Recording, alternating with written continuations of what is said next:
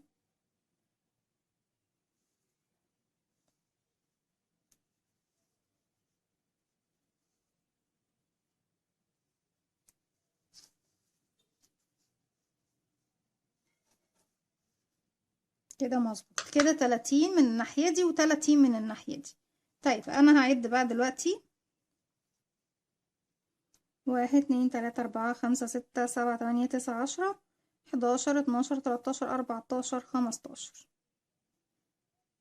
دي 15. هروح لرقم 16 احط الماركر. عايزة العدد زوجي، انا كده عندي طلع 30 يعني نصهم 15، وانا عايزة العدد زوجي. اذا انا عديت 15 وفي رقم 16 حطيت الماركر. بعد كده هاجي 1 2 3 4 5 6 7 8 9 10 11 12 13 14. هاجي بس هنا او هحطه في رقم 15 وبعد كده احنا نظبطها مع بعض. دي كده 15.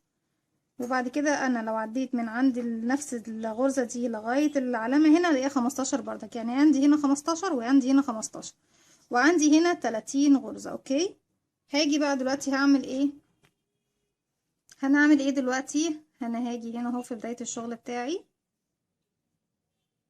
هرتفع سلسلة، هشغل بغرزة الحشو لغاية ما اوصل للعلامة بتاعتي. غرزة حشو فوق كل غرزة حشو بتقابلني بشكل طبيعي. خلاص كده مش هعد خلاص بقى، لان ايه احنا ماشيين محددين العلامات بتاعتنا. غرزة حشو فوق كل غرزة حشو هتقابلني حتى نصل الى ايه الماركر بتاعنا.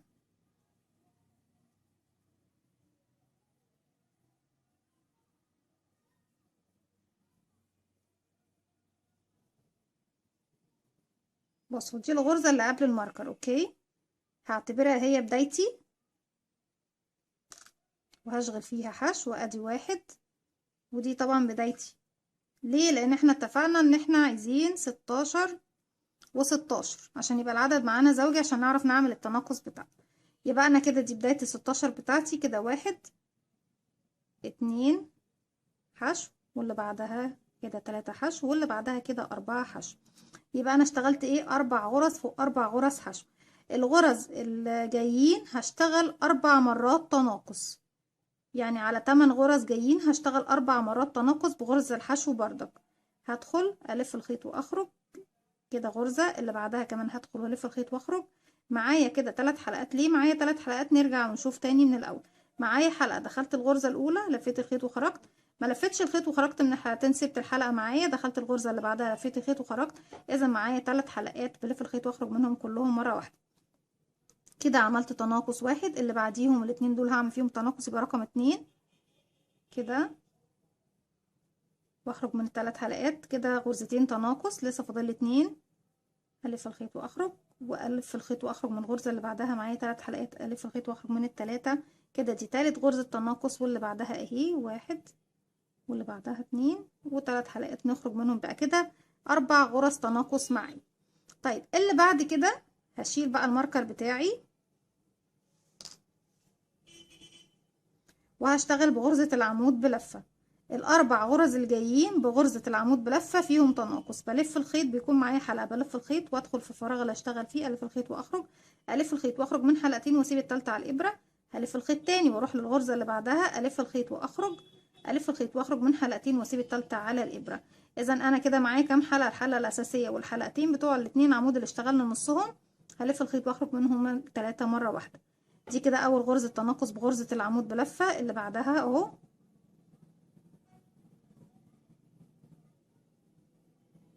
معايا 3 حلقات بلف الخيط واخرج منهم. كده دي تاني غرزة.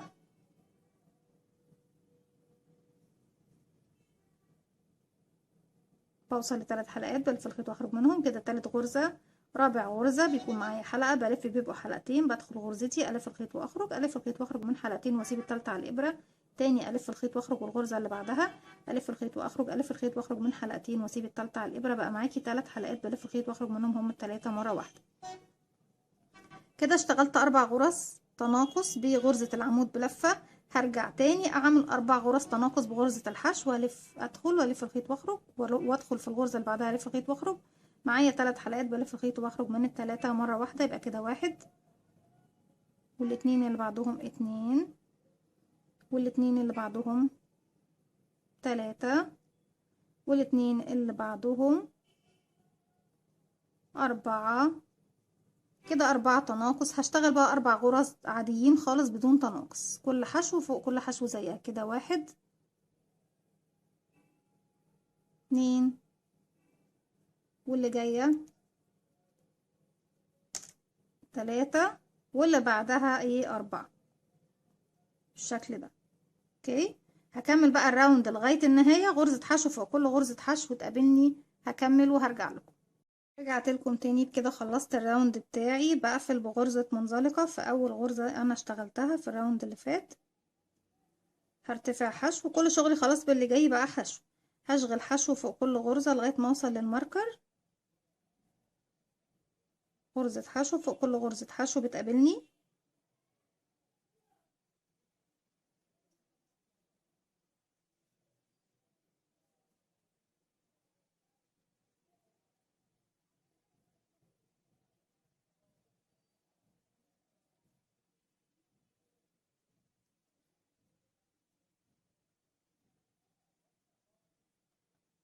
بس كده وصلنا للماركر.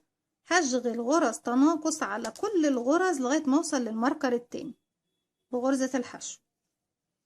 كده عندي ادي 1 2 3 4 5. باخد كل 2 مع بعض بغرزة الحشو التناقص العادي مش السحري. 6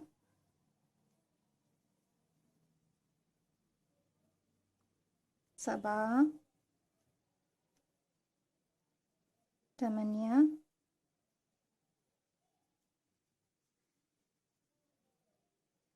9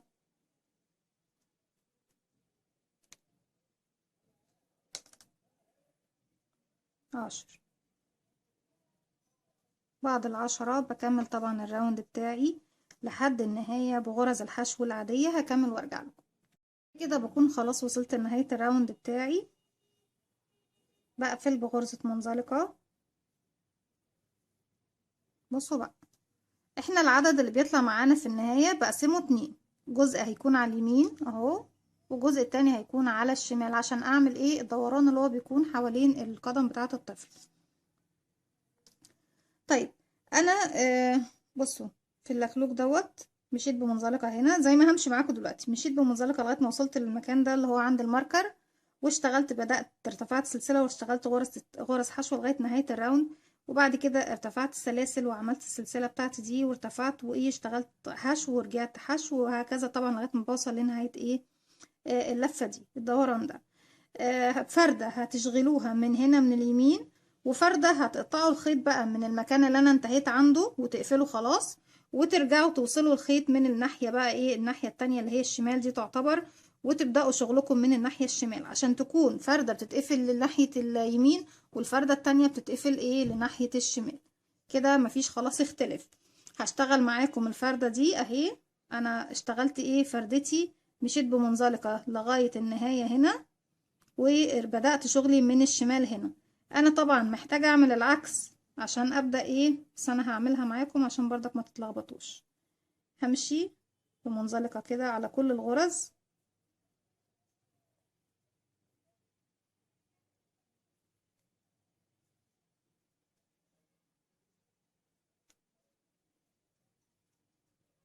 لغاية ما اوصل ايه للماركر. في غرزة الماركر كمان هدخل والف الخيط واخرج واعمل منزلقة برضك فيه، وبعد كده ارتفع سلسلة والف الشغل بتاعي وفوق كل غرزة انا اشتغلتها هدخل تاني اشتغل غرزة حشو. شايفين كده كده حشو واللي بعدها حشو وهكذا لغاية ما اوصل لمكان الماركر التاني. في مكان الماركر التاني بقى ببدأ سلاسل. انا دلوقتي مش هينفع اشتغل معاكم كده لان انا عملت الفردة التانية بالطريقة دي. انا عايزة اعمل اللفة بتاعتي تكون عكس.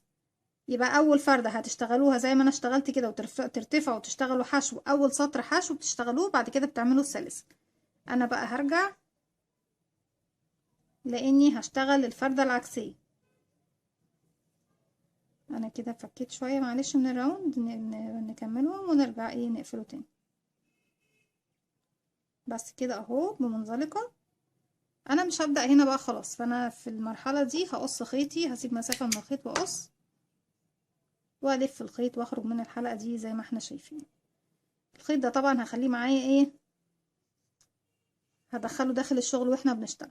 هجيب بقى خيط هوصله من اول وجديد فين في البداية الناحية اليمين. يبقى مرة بشتغل من ناحية الشمال مرة بشتغل من ناحية اليمين.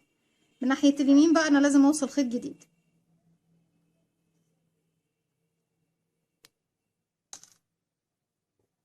بدخل اوصل بقى الخيط الجديد بتاعي بعمل عقدة بداية وبسحب الحلقة دي من تحت بالشكل دوت. وهرتفع سلسلة ارتفاع غرزة الحشو. في داخل الفراغ هو هشغل اول غرزة حشو عندي بالشكل ده اهو. بشتغل بقى غرز حشو لغاية ما اوصل للماركر التاني. غرزة حشو فوق كل غرزة حشو. شايفين حتى بداية الخيط اهو معايا.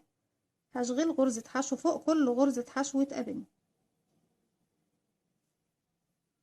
هكمل ولما اوصل للخيط ده بردك هجيبه معايا في ظهر الشغل لغاية ايه ما اوصل للماركر وارجع لكم. وصلت خلاص للماركر. هشيله هشغل فوقيه اخر غرزة حشو عندي.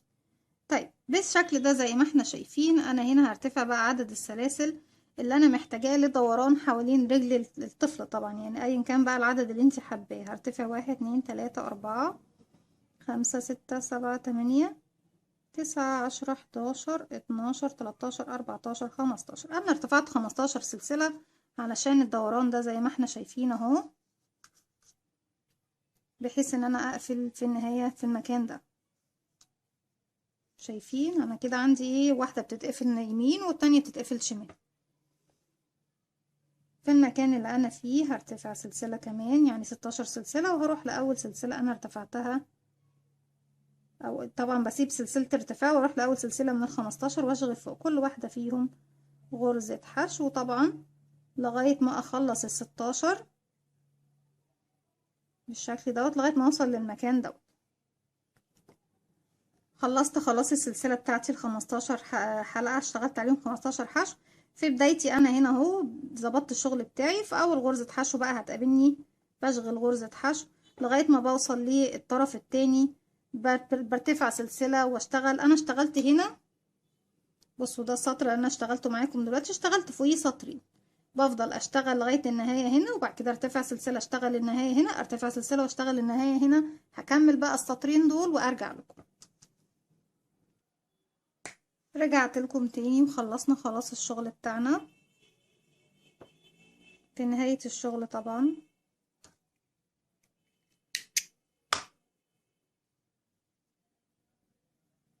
بخرج بالشكل دوت وبخفي بقى ايه البقايا الخيوط تحت الغرز بتاعتي.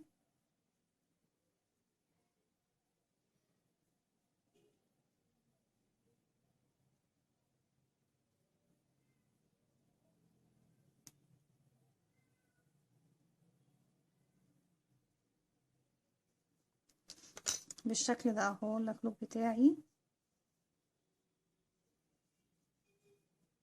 بنركب هنا زرار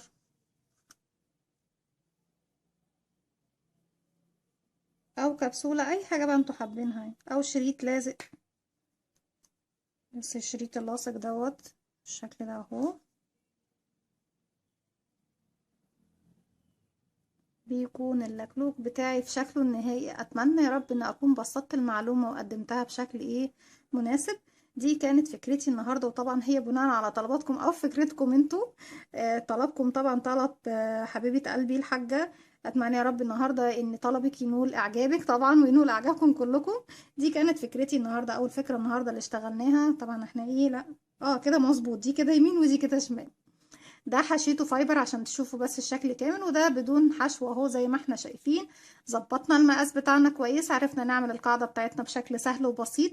كمان عملنا اللكلوك بتاعنا بشكل سهل وبسيط. اتمنى الفكرة تنول اعجابكم. لو عجبكم الفكرة او الفيديو اعملوا لي لايك وشير وسبسكرايب، واستنوني فيديو جديد من وي.